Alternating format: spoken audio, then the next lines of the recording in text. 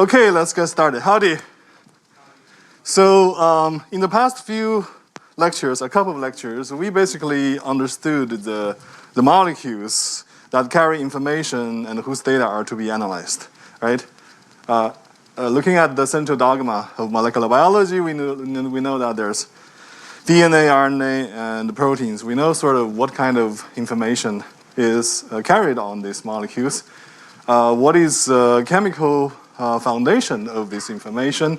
What is the biological utility of this information?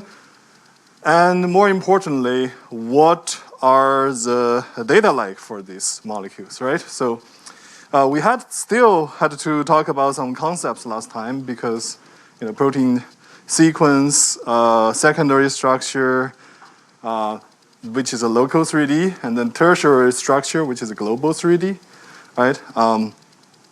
And there are a few additional concepts like, each protein could consist of multiple chains. Each chain is a contiguous sequence. And each chain can fold in three-dimensional space and adopt multiple domains. And those domains are spatially a little bit separated from each other. But in one-dimensional space, like the sequence, they could be non-contiguous. And really, these domains are probably independently evolved, and they are having separate functions, right? So nature somehow find out a way to modularize their designs and then put them together somehow, right? And we also know that each domain can adopt a different kind of fold, which is like the pattern of the domain, which is like the pattern how secondary structures are packed together into the global tertiary structure. So these are the context, and today we're going to talk more about the data, and then not just the databases, the format, the representation, the implication, the challenges, some visualization, but I don't think this laptop interface would work. There's also all these references if you are interested in. So I believe that I have given the link to each book, I think. We have the electronic subscription, but I think there are also shorter ones, like, if you are just interested in more essentials, I give some links, like how to understand the structured data, what's the format, and then I put this squared bracket here to show that it's just optional, because you may or may not be interested in visualizing the structures by yourself. In the end, I want to show you just two simple stories, not really simple because they are high-impact journal papers, but I want to use this to give you a glimpse of how you can use data to answer questions, okay? So keep in mind that the focus of the data science is not how to use a fancy algorithm. The focus is to answer, ask the right questions and answer the right questions in the right way. So that's what data science is the most about. So I'm going to use two very simple stories, simple in the sense of how data is being analyzed, but they're not simple, but in the sense that they show you how you use data to answer the questions, okay? So let's get started. I believe that this was included last time, right? We talked about a lot of databases, including database of databases. But if you're talking about the sequences, especially for the DNA sequences, the NCBI has a database of databases, and if you click each link on your PDF copy, you would be directed. We also talked about the universe of protein, UniProt.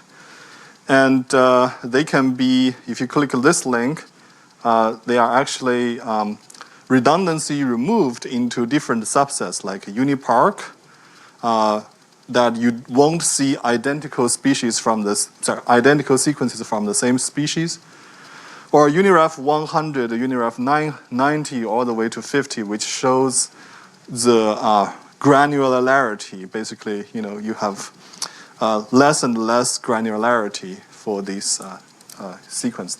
And A subset of them are labeled with functions, right? And then if you talk about the structure, we're going to talk about the protein data bank, which are experimentally derived. But keep in mind that there were a lot of databases of algorithm predicted structure models as well, but none of them was really paid attention to that seriously, especially by biologists who wanted to answer some questions. But I think AlphaFold 2 single-handedly changed that scenario. So it's pretty much like the first time that people start to regard the predicted protein structures as real data, and they are studying these predicted structures. I just saw an archive paper, which is AlphaFold has already predicted all the protein structures for the human proteome, right? And they are doing that for other species as well. So one paper I just saw on Bioarchive actually was that they were looking at some major cancers, and they look at what protein targets can be targeted in treating those cancers. And some of them, never had been solved in structure. We never knew what their structures are. So it's hard kind of to rationally design a drug to bind to that protein and affect its behavior or function in some way, right? So I think in this case, in Silico Medicine, which is a company, looked at one protein target with implication in lung cancer. They took the AlphaFold predicted structure, then they identified that on that structure there's some pocket that you can target with small molecule. Then they used their typical ligand discovery or small molecule discovery pipeline that you can start with the predicted pocket and then design some small molecules or filter or screen for some small molecules. And they have actually found some hits, a very good binding or activity. It's like 10 millimolar, micromolar, millimolar, 10 millimolar. It's pretty good. So in other words, these predicted structures are now treated as data now. I mean, a lot of people are asking, well, what are the mutational effects? How can they be explained by the predicted structures? We actually get a glimpse of these kind of stories at the end. But back then, we were looking at the real experimental structures. We were not looking at the predicted structures. And then there are protein domains, the families, and the functional sites, and then protein-protein interactions, and then functional genomics, the pathways, and genotype-phenotype association, right? So I'm curious, any of you are using other kind of data? Because this is absolutely incomplete, far from what you need, even for the molecular biology, right? Any other kind of data sets you want to mention? Just curious. Pardon me? TCGA, the Cancer Genome Atlas. Is that right? Yeah, thank you. Good. Thank you, Thalman. Okay, just curious, okay? So now let's talk about the structured data. Okay, we know the concept now, finally. Now let's talk about the data.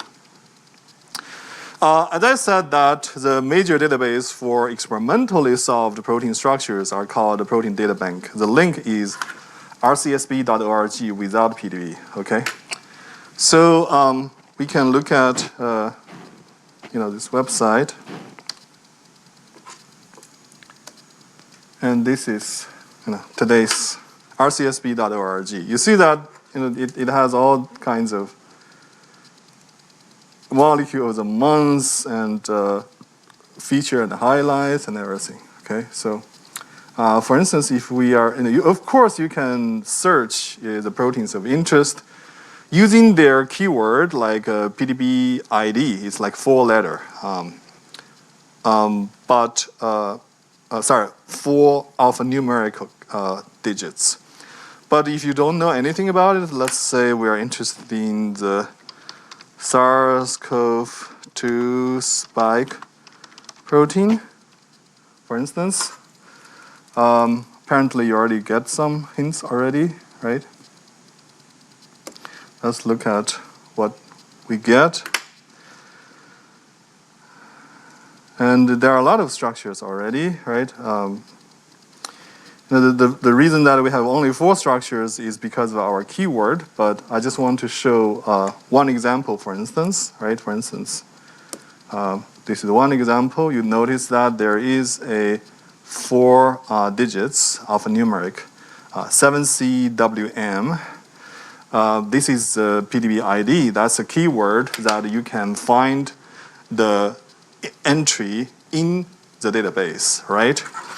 And what it is a complex. Complex is like the quaternary structure formed by multiple proteins, or in this case, it's a complex formed between the spike protein and a Fab. This is an antibody, okay? So, and this with one RBD, this is a receptor binding domain of the spike protein, and this RBD is in open state, okay? So as you know that this the spike protein has like 3 monomers bundled together, right? Right? It's really amazing. Looks like an anchor. It's really anchoring into our human cell, isn't it? So one of the tip of the anchor is the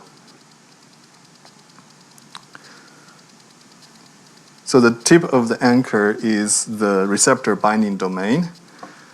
And you cannot see it very clearly, but this part is the trimer, the 3 monomers together, and then the RBD is on this tip.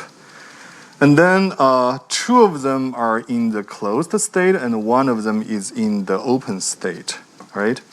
So and 1 of them is in the open state, and then this RBD is neutralized by an antibody. This is an antibody, just right here, with 2 chains, heavy chain and light chain. So this is an antibody. Okay, so if you ask what kind of structure you get, what kind of data you have, you can download. Of course, you can display. Remember that I said what is the format of a FASTA sequence last time, right?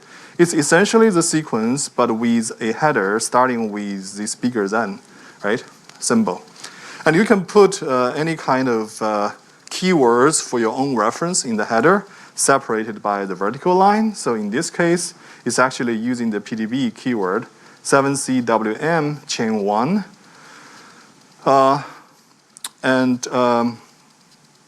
Molecule 1, I think, it involves chains A, B, and C. So that's the spike glycoprotein, which is in the species of SARS-CoV-2.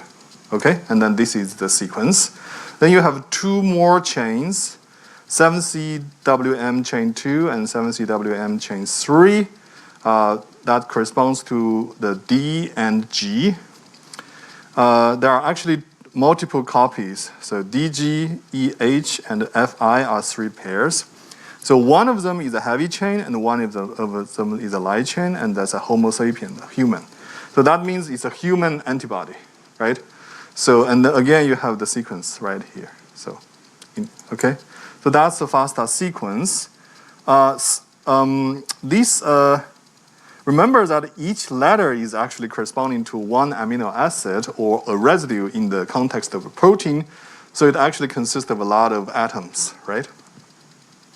So now let's look at, for instance, the PDB format, okay? It has a header. You see that the header, the title, and the compound. You sort of see that there are like, the first 1, 2, 3, 4, 5, 6. 6 columns are like telling you the kind of the input. It's telling you what's a header, what's a title, what's a compound, what's a source, and so on, right? And it has additional information like the journal and the remark, right? So this is a 3.6 angstrom crystal structure. You don't know what that means. It's fine for now. And it tells the experimental protocol to generate the one.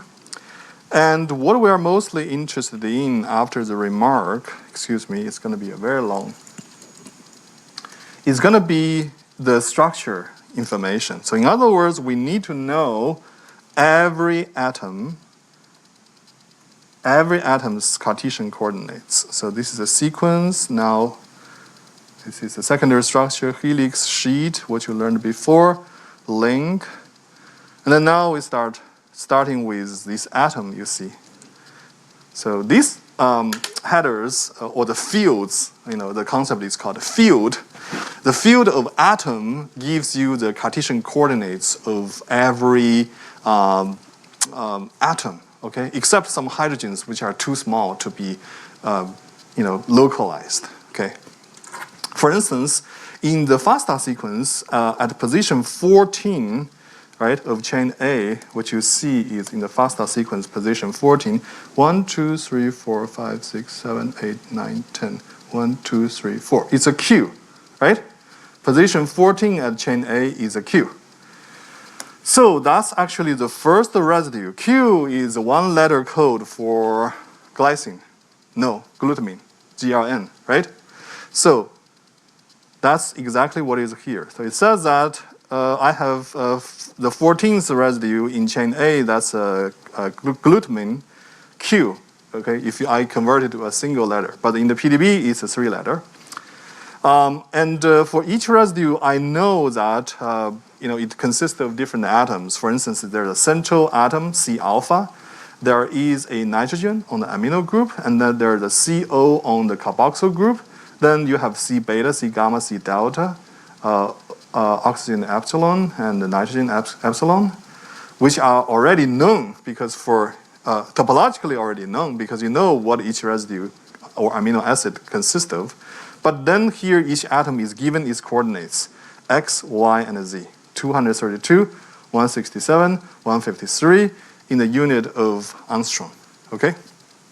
So that's the idea. So now let's come back to the slides and give us a little bit more introduction. So essentially what the data you have here is, of course, those sequences whose structures have already been solved, right?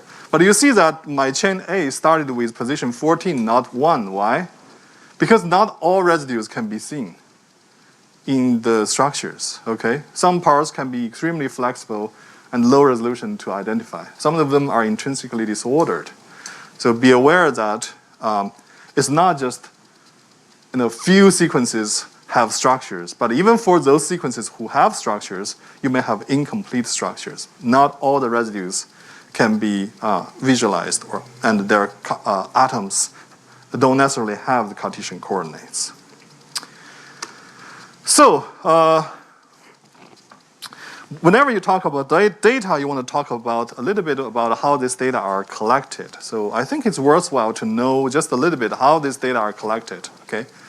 So there are three types of methods mostly experimentally: X-ray, NMR, and cryo-EM. Okay? So the classical method is the X-ray crystallography. So you sort of, grow crystals of these proteins, and then, shine X-ray through the crystal and see what's the diffraction pattern, right? And then that gives you some, you know that how, I think a father and a son together won the.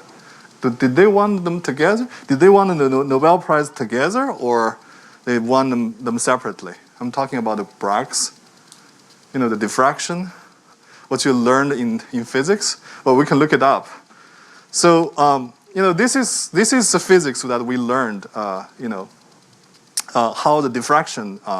So in other words, it's like a typical inverse problem.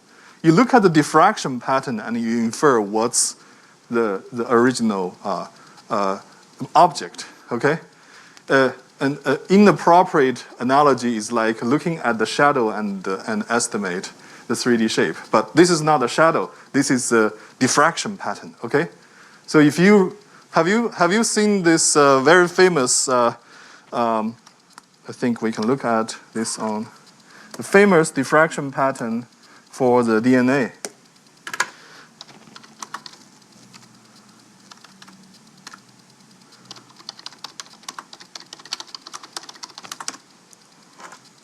This one. Okay? This is Rosalind Franklin's X-ray diffraction photo of DNA. So he had this, she had this data, and her boss shared the data with Watson and Crick, who had been wondering what's the shape of the DNA. So when they saw the photos, they were like, oh, a double helix.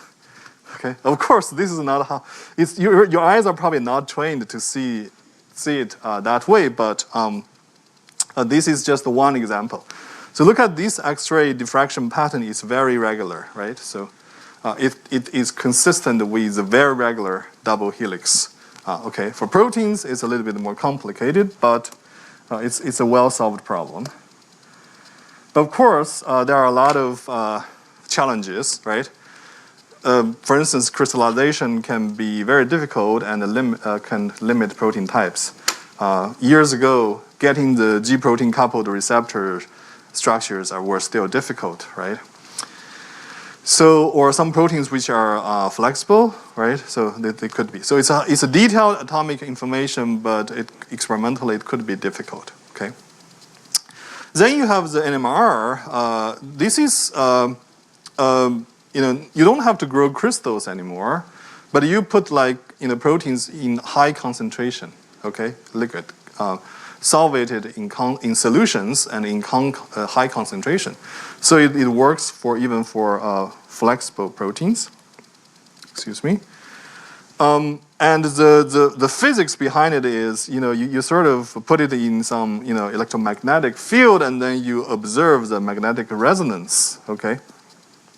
And then again, you solve an inverse problem, right? Observing the magnetic resonance and infer the atoms that are close to each other, okay?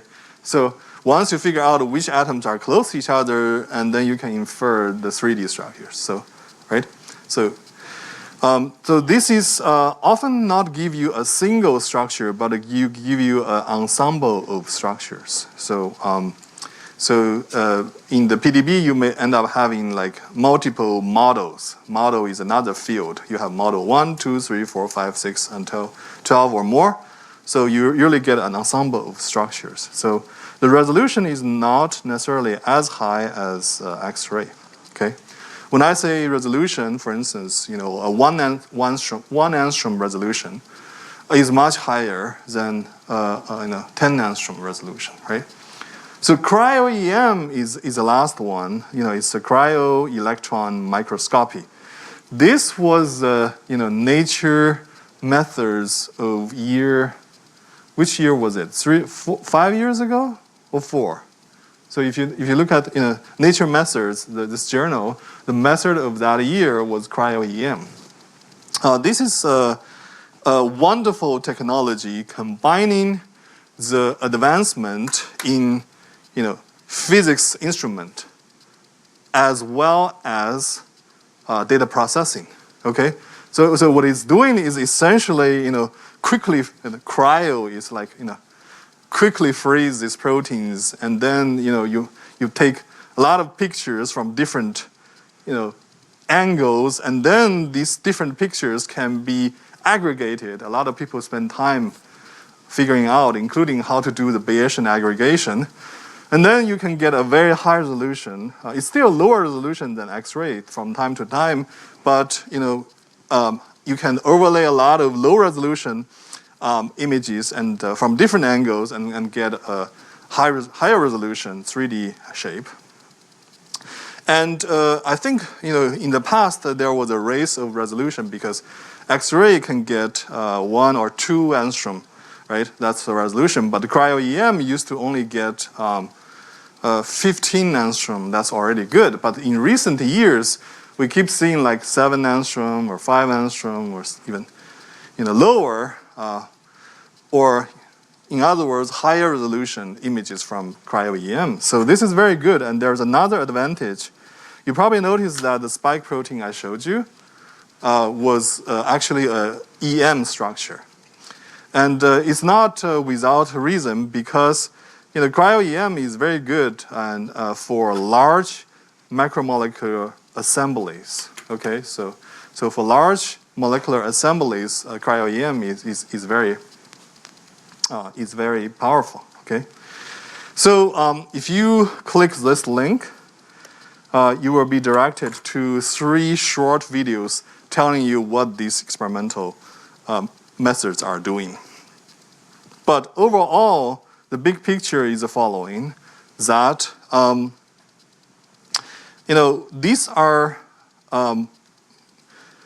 experimentally valid data, but it's not universally available for all the protein sequences, because we can do, to determine protein sequence, what do we do? High throughput sequencing, next generation sequencing, right? That's extremely high throughput. But it's usually universally applicable, right? And now we are seeing what? Nanopore sequencing, right? It's even more throughput. But for structure determination, I think a lot of automation is like robotic arms and preparing the samples, right? But other than that, it's hard to say it's high throughput. Okay, so that's why there's a very few protein sequences that have been structurally determined. That's why protein folding or protein structure prediction problem is so computationally significant. That is why DeepMind put their eyes onto this problem. Okay, so now knowing that what these data are, and then we can sort of try to understand the exact data format, right? So again, there are 2 links, right? A very good one is Understanding PDB. That's also on the RCSB, so you can take a look at it. And then there's more detailed explanation of the PDB file format, okay? So, but basically, if I want to, for instance, looking at this link, Understanding PDB, let's see, tinyurl.com, so let's see, there's no copy, so I have to type it.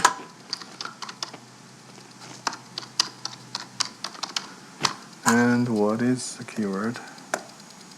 GNKQFNS. FAS. FNS.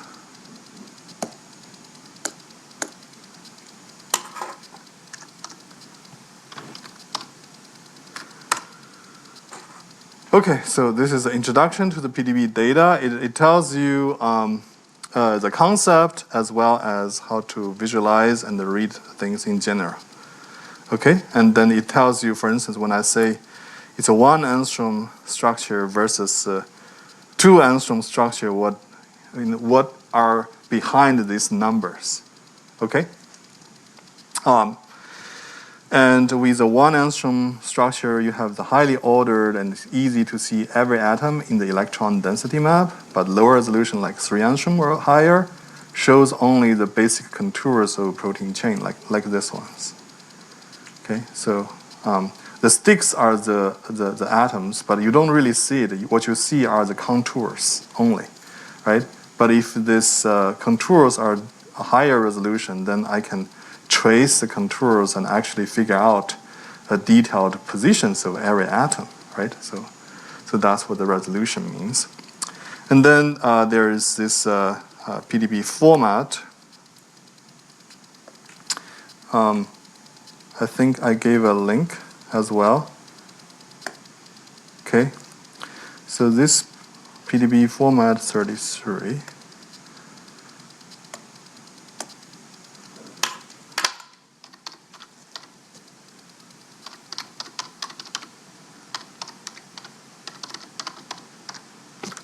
I think, is it? It's a round, yeah, round hyphen. So hyphen format 33. It tells you that there are different title sections, and you have seen this before: the header, the title, the compound, and the author, journal. These are the headers. What we care about the most are the coordinate selection. As I said, that NMR structures, each one contains different images or different structures. Like if you have 12 structures in one NMR PDB, you have model 1, 2, 3, 4 until 12. So that's what the model is for. Under each model, you have a lot of atoms and heteroatoms, like water or some ions can be in the heteroatom. The ter is the terminal, and then this is the end of the model and end of the model. And what we want to pay attention to the most is the atom section. Okay, that's what I'm going to talk about. So, you can look at this into more details, but in the slides, I give the same kind of information. So, in other words, these atom fields, right? So the PDB file is text lines up to 80 columns, and you have different. Each line has a record name, right? Which is the first 6 columns, and the one we care about the most is the record name ATOM, atom, right? Because that stores atomic coordinates for the structures. So let's see what the atom lines look like. Can you see the image clearly, or is it blurry, or is it fine? So you have 80, you see this index from 1 to, this is 10, this is 80. So 80 columns in total. The first 6 columns are the record name, which could be atom or heteroatom. And so in Python, you will start from position 0 to 5, right? And then you have the atom serial number. So this is the index of the atom, right? And then this is the next 5. Okay, the next 5. 7, 8, 9, 10, 11. Okay, it's right justified. Okay, these are right justified except the first.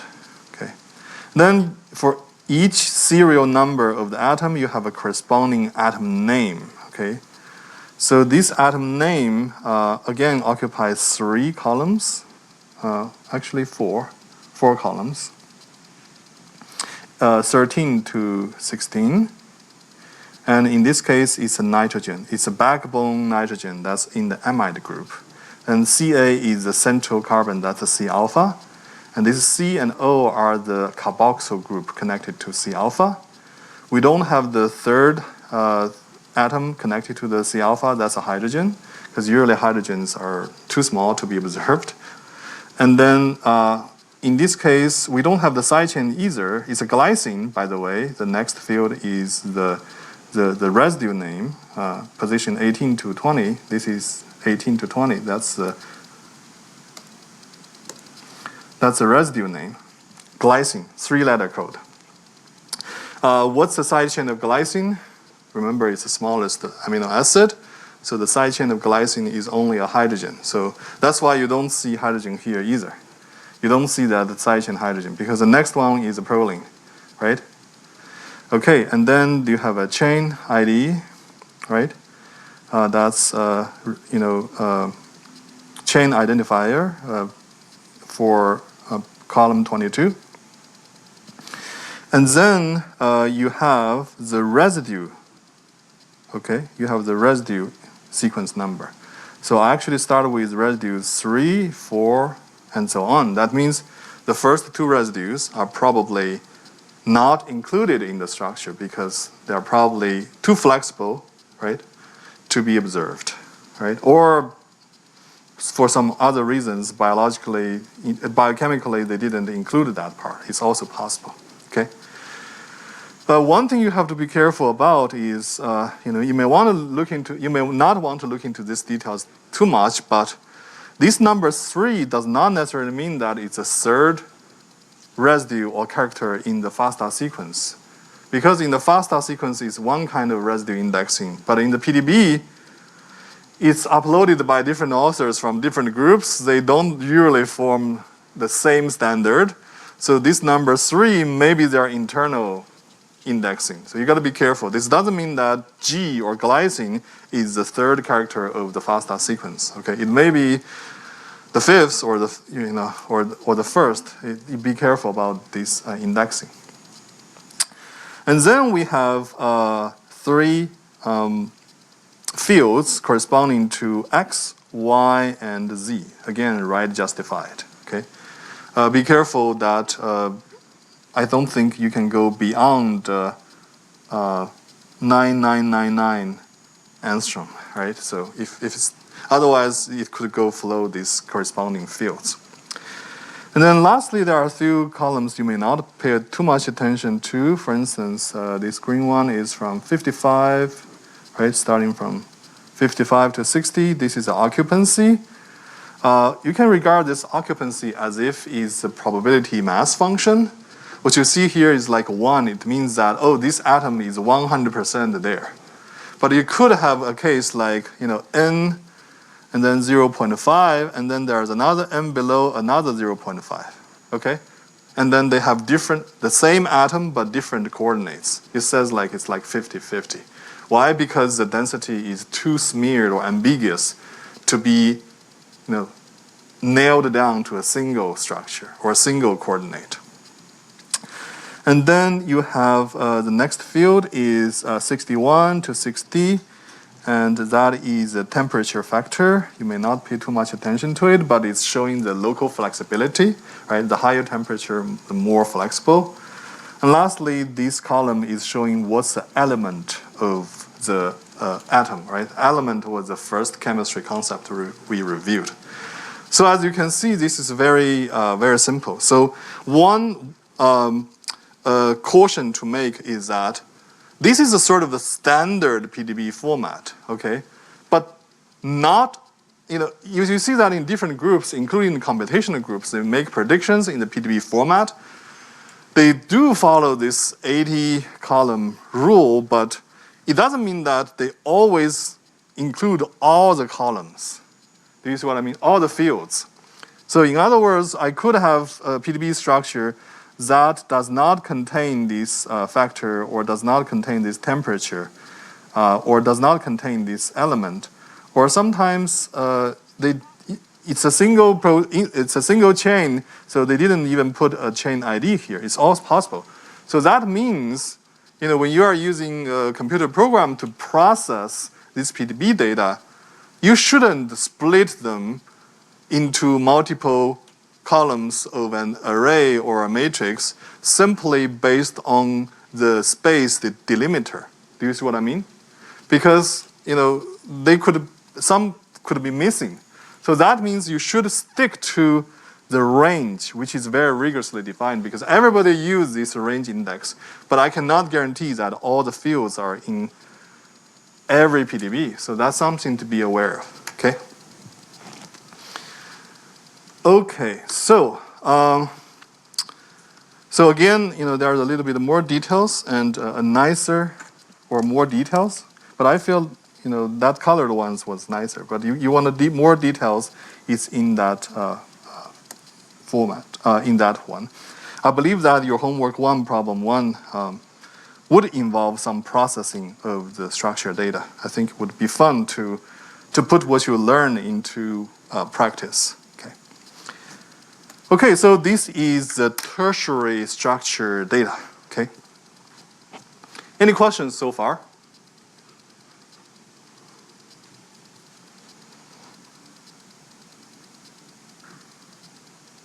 Yes, Nami.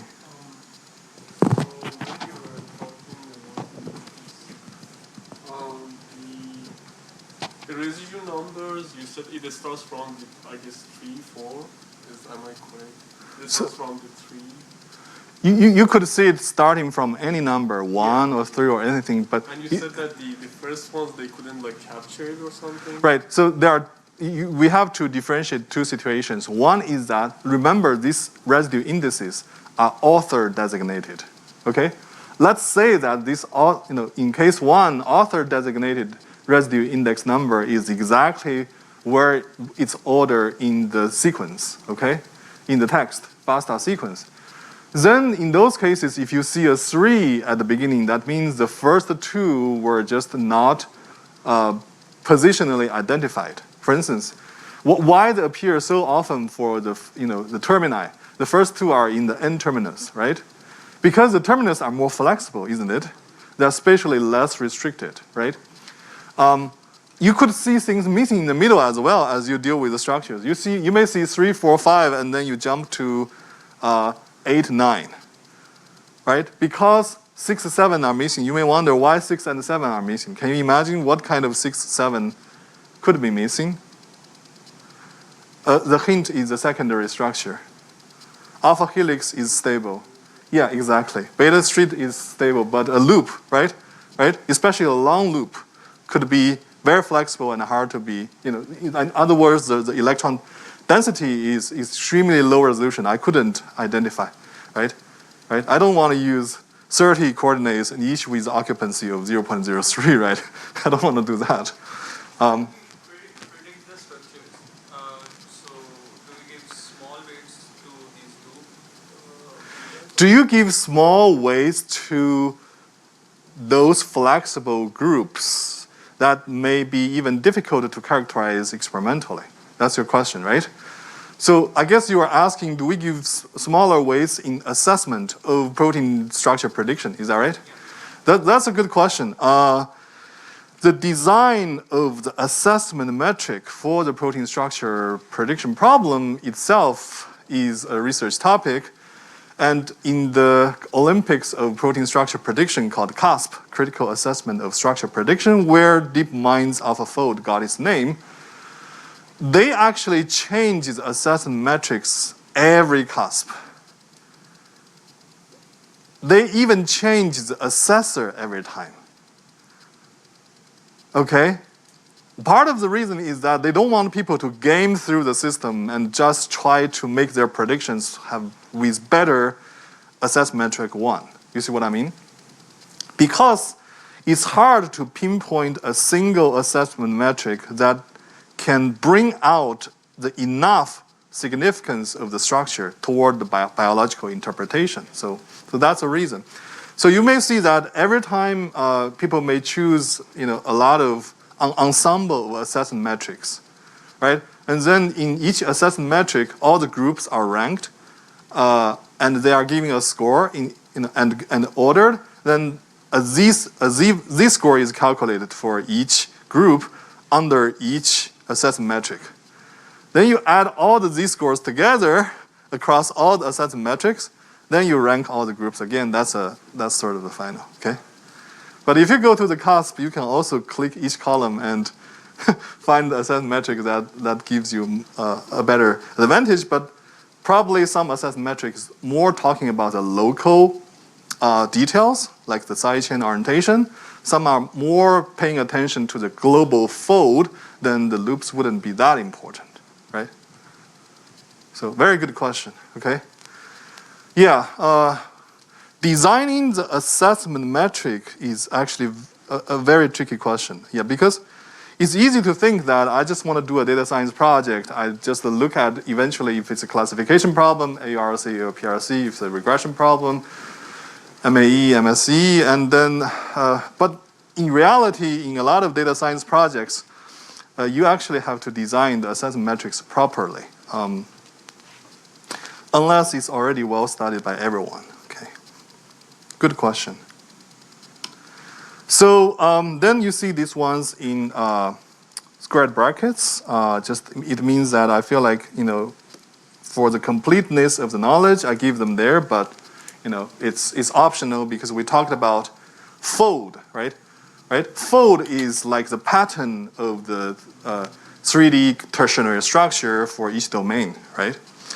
And we have this cath or scope, which basically defines the different domains classified into different folds. You may notice that there are like thousands of folds only.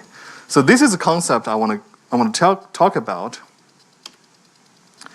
So this is the growth of the structure data. So from the bottom to the top, you have the chronological order from 1970s to 2015, okay?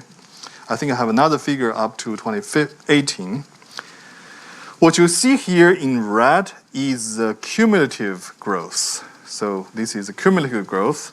What you see in the blue is the PDB structures deposit, the number of PDB structures deposited that year.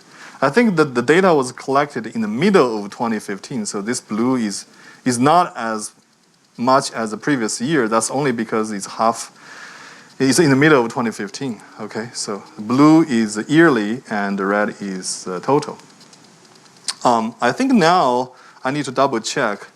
Look, these structures have redundancies, right? You could have one spike RBD showing multiple structures and you in complex with multiple, with different antibodies. I need to double check this number. Is this, is it the number of protein structures that, you know, a DeepMind, we can double check its blog, used to justify its approach of data-driven approach, is saying that now we actually have 180,000 structures for proteins. So it's sort of justifying the abundance of the data. But one thing I want you to pay attention to is, again, the number of sequences versus the number of data structures. Okay, back then, the number of sequences in the GenBank is more than 100 million back then, right? And then the number of experimentally determined structures in the PDB is 100,000. So you may feel already that these two orders of magnitudes are completely, you know, differed by how many orders of magnitude? 3, right? 3, right? So 1 out of 1,000, right? So we know why, right? Because of the technology to collect data, right? There's high throughput sequencing for sequence, but now there's nanopore even. But for structure determination, cryo-EM is the latest revolution, but you know it's also, you know, having its resolution challenge, and also it's more applicable to the large assemblies and so on. And not to mention it's not high throughput, okay? Not in the same sense as sequencing. So, but I want you to also realize that structure and sequence are sort of in different space. When you say that two sequences are so similar to each other that I don't need to include both of them in my database, I can remove one of them to remove redundancy or make it, you know, clustered, if you think in this way, right? So you may remove some number of sequences in that case, like, you know, the total number of sequences in the UniRef 100 versus UniRef 90, UniRef 50, and so on. Then you need to realize that it's not entirely a bad thing, or it's not like, you know, entirely over-dominated if we see that 1 out of 1,000 protein sequences are structurally determined. Because a lot of these protein sequences are actually very similar. Okay, I give you one number right away, that if two sequences are like 30% similar to each other, then their structures are very similar to each other. So we'll see that in next lecture. So in other words, the protein structure space is already much more conserved than sequence. So it doesn't mean that you have to structurally determine 90% of the sequences so that you have a glimpse of the protein universe in the structure perspective, okay? So remember that protein structures are much more conserved than sequence already. So this 1 out of 1,000 doesn't mean that the current protein structure data is not well covering the protein universe, okay? The question is there a limit? Is there a limit? So let's see. I think it's limited by the technology and also the number of sequences we have, right? But the second limit is much, okay? But there's another interesting statistic that I want you to see is the number of folds. In other words, the number of patterns that each domain can adopt. Okay? Again, you have this cumulative growth in red, and the yearly new fold deposited. So what did you notice? Compared to the number of structures, right, we have hundreds of thousands. First of all, we only have thousands of folds, right? So we have 100 million sequences, 100,000 structures, but 1,000, 2,000 folds, okay? And that's one observation. The other observation is like, unlike the protein structure data, that is still looks like exponential growth, right? The growth of the structure folds is saturated. So we haven't seen many new folds in recent years, okay? So that's an interesting thing. And we estimate that the number of protein folds is between 1,000 and 10,000, okay? So then you may ask yourself, if I don't know whether there's a limit of the number of structures or even number of sequences, why do I sort of empirically observed, seemingly I empirically observed that the number of folds or the pattern of the structures of each domain, of all the domains, why do I observe that to be seemingly limited, right? So this is, a little bit, it's still under investigation. There are different theories, but it's a product of both convergent evolution and divergent evolution. It's because of both. Let me explain what I mean by convergent evolution and divergent evolution, okay? So first of all, not all folds are equally frequent. Some of them are biophysically much more favored, like it's more stable, and it's created, and these folds are created independently, okay? And then if you think about it, think about each fold like a Lego piece, and then you can, in this case, you can modify this Lego piece a little bit so that it can adopt a new shape or combine it with other Lego pieces to adopt a new shape and adopt a new function, right? So one seemingly easier way, right? I don't know whether that is easy is how nature chooses to do things. I don't know, but it seems easy that if I want to adopt a new function, then I can, instead of create a totally novel fold, I could modify existing folds, right? Then completely recreating a new one. So in that sense, it's so-called the divergent evolution, right? Right? So you're starting with sort of the common ancestor, and then you sort of see that they are branching off to different specialties. Okay, and then in the meantime, you could see the convergent evolution. That I don't know whether you have known the fact that at the level of species, you see that you could see like two kind of species resembling each other, but they don't share common ancestors. They actually have different ancestors, and they evolved through like different trajectories, and somehow they were getting very similar to each other, right? Probably due to the selective pressure and other reasons, right? So that's sort of the convergent evolution. It's a balance of the both. I previously told you that a protein sequence will determine the protein structure. You already know that it's partially wrong, because you could have proteins who don't take any structure, called intrinsically disordered. And you also know that the protein may not adopt a single structure, right? Depending on the environment, depending on who they talk to, depending on what they do, they may adopt different structures, or even maybe their motion is part of their function, right? Is part of how they achieve their function. Then you also heard from me that a protein structure determines the shape. You know that it's partially right only, because apparently I said already part of it is that not just the structure but also the motion and the interaction.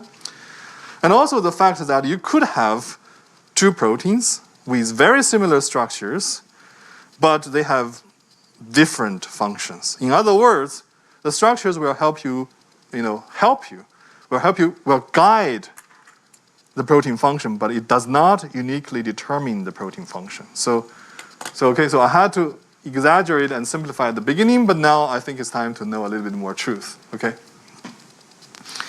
Any questions so far? Okay. Yes? So does that mean that we can sort of, we figured out a way to model in 3D the proteins, but that does not like lead to us like what function this? Yeah, you could, using the protein structures, of course, is giving you a lot of insights into the 3D, into the function. Like what I said in the in silico medicine study, once they have that protein target structure, they can look at the structure and find out the pocket and then design small molecules that target that pocket, right? But I'm saying that it's just not all of the story. You see what I mean? One way to think about it is a protein structure, right? It's like what we have in AlphaFold prediction or X-ray crystal structure. It's just a single snapshot. Do you see what I mean? Also, it can like may change in structure. Yeah, imagine that I'm an alien. I just came to the Earth. I saw a picture of you. That's what I call your structure. Okay? In other words, it's your, whatever you call, in one time point at one, spatial coordinate, right? At that particular, and it's probably in some context, right? So if I try to figure out what is it, right? Just by looking at that alone, I may, I'm getting an awful lot of amount of information by looking at the photo, but I can use that photo to guide my understanding, but I cannot use that to determine understanding. So that's just a rigorous way to say it, okay? Okay, so,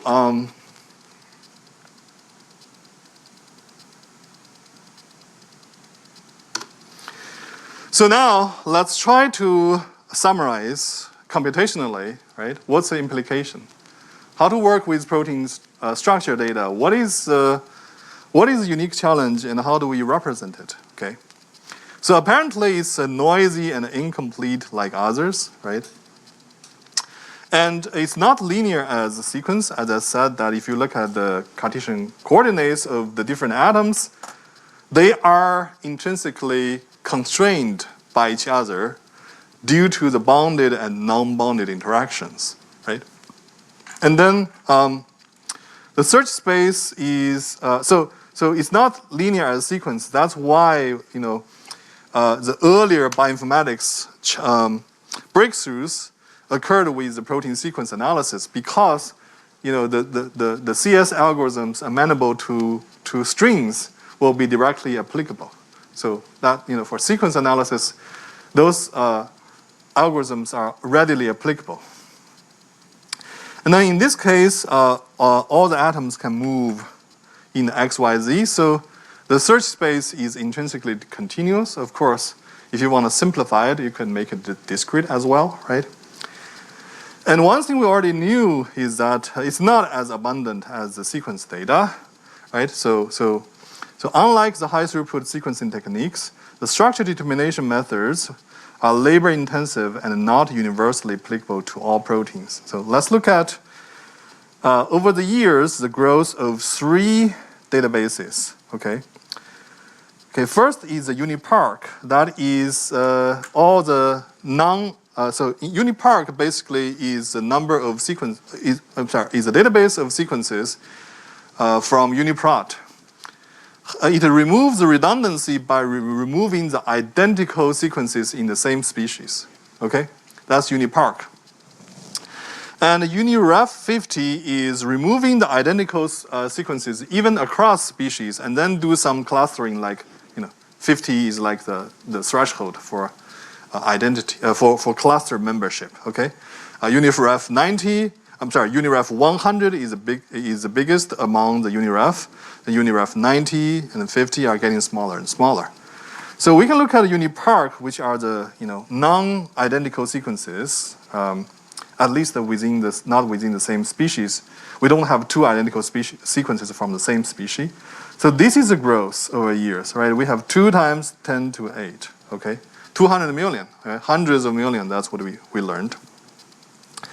But if you look at these PDB structures, so I think they should have taken a log for the y-axis, right? Because I really cannot see very clearly what's the growth, but we know that it's about 100,000, okay? 10 to 5. So we are talking about 10 to 5 versus 10 to 8, okay?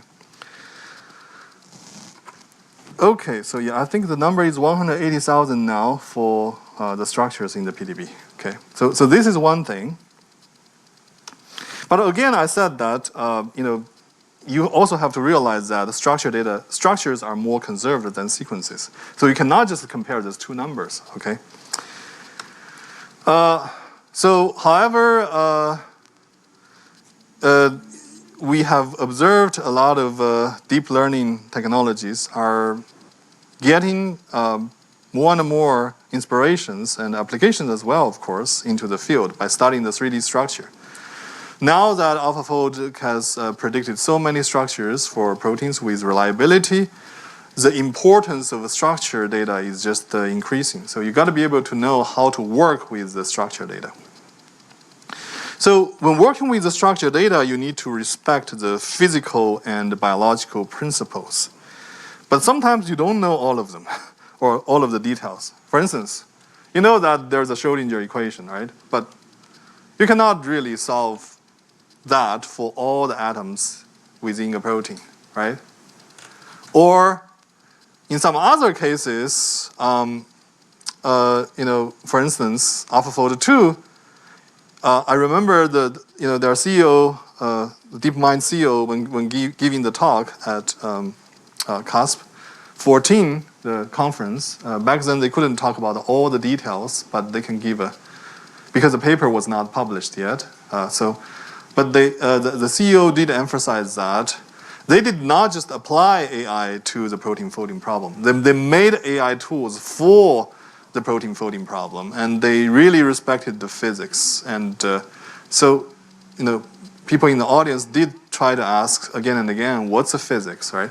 So it's not exactly what we talked about, bonded interaction, non-bonded interaction, that kind of physics.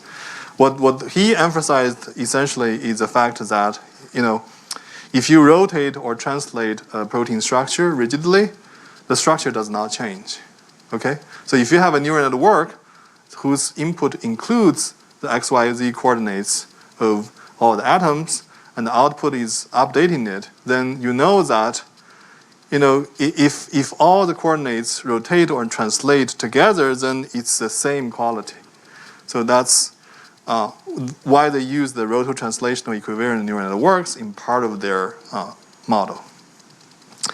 And sometimes because our eyes are so much better at finding the patterns, to see is not to believe, but to see is to discover. So that means the data visualization and analysis actually matters a lot. I remember IBM has a branch dedicated to data visualization because there's a lot of research about visualization as well, right? How many of you have used the t-SNE? T-SNE, right? So that's a dimensionality reduction sort of visualization tool, right? And there's a good science behind it. And how to represent protein structures? Remember, you told me what's the data, all right? But I need to feed this. Imagine that this is the data I want to learn from. Okay, I need to feed this to algorithm. Now, more likely, it's a neural network, right? How do I feed the data, right? You saw the file, it's a PDB format, right? How do I feed the data to a neural network? So in other words, how do you represent the protein structure data? So that's the next couple of slides we're going to focus on, okay? Roughly, you can say that you can represent the protein structures in 1D, 2D, or 3D, but there's way more than that, okay? For instance, what do I mean by 1D? 1D is like saying that it's, for instance, right? we do have the sequence. That's a primary structure, but it's more often called the sequence. But then you could have, what it's saying is alignment exemplified by 5 sequences. This is a multiple sequence alignment. So each column, 1, 2, 3, 4, 5, are like 5 siblings of these protein sequence, P, Q, I, T, and so on, okay? Then you sort of use the sibling sequences or relative sequences and align them together. Then you figure out that every position is not just characterized by a letter, but a distribution of 20 letters. That's called the profile, right? It's called a 1D because it's for every residue. Then you could have this one. You have learned before this sequence is the secondary structure. E stands for a beta strand, right? Then it's missing, it probably means it's loop, and there's no helix in this portion, okay? And then there's some other numbers, less about the solvent accessibility. So it's a continuous number, but we could discretize it, right, into buried, half buried, and exposed, right? So in other words, these are like the marginal distribution of the protein tertiary structures, okay, in the one-dimensional space. You could also represent it in the two-dimensional space. This is sort of the two-dimensional contact map. So instead of looking at every residue, you look at every pair of residues. So you have the index 1 through 100 and index 1 through 100. So residue. And then in each entry of the matrix, you have the entry ij. That means the pair of residue I and the residue j. Okay? And then if you see a darker color, it means that they are closer in 3D. If you see a lighter color, you mean that it's further away in 3D. You can even binarize it into 2 colors. White means in contact less than, for instance, 8 or 10 angstrom.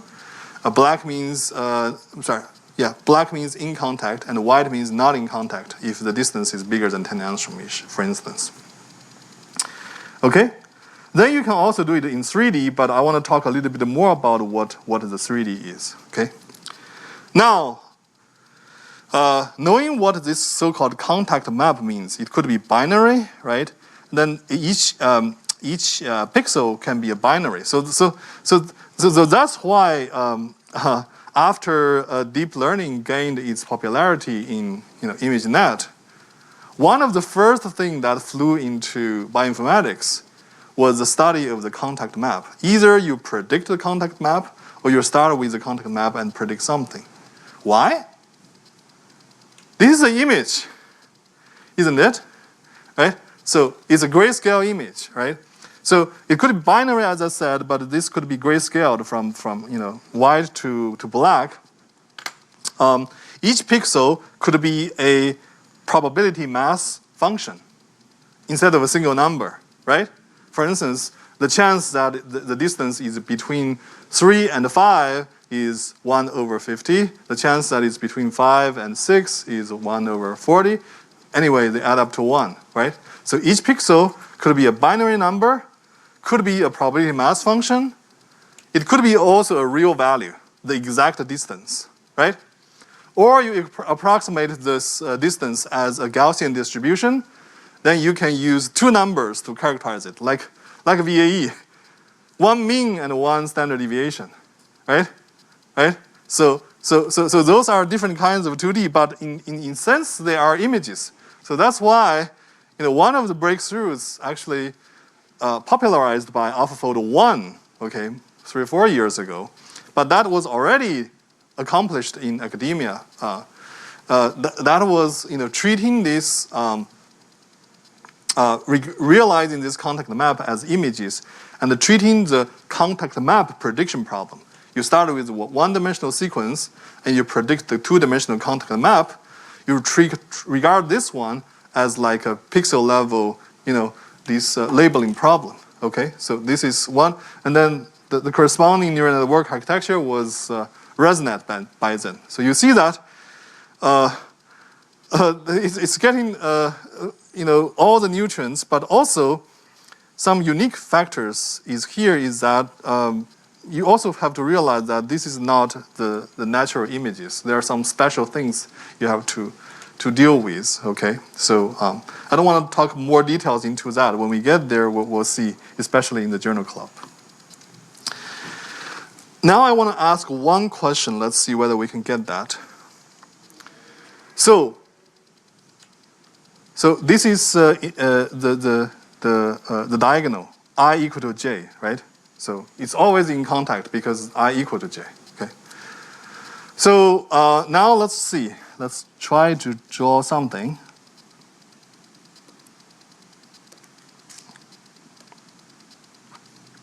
Can I draw it? No. Okay. So if you see this, if I cannot draw it, if you see these short stretches, which is parallel to, very close to I equal to j, but not exactly at I equal to j, I can tell you that they are like I equal to j plus 4 or I equal to j minus 4. Okay, they are parallel to I equal to j, very close, like 4 residues away from the diagonal line. Some short stretches. Okay? What do you think they are? What kind of secondary structure is that? Alpha helix, because there's a hydrogen bond between residue I and I minus 4. So if the absolute value of I minus j equal to 4, that indicates the second, the alphas. Okay, so this is in the short stretches in parallel. Okay, what about these ones, perpendicular to the diagonal? It means that I plus j equal to something.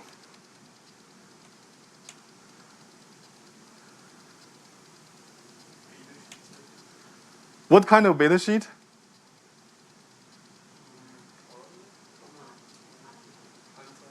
Anti-parallel, right? Because if you have parallel beta sheet, you would also have I minus j equal to a constant. But that constant is way bigger than 4. So it's going to be somewhere here, for instance, right? That distance, if it's bigger than 4, it shows what's the length of the loop connecting the parallel beta sheets, right?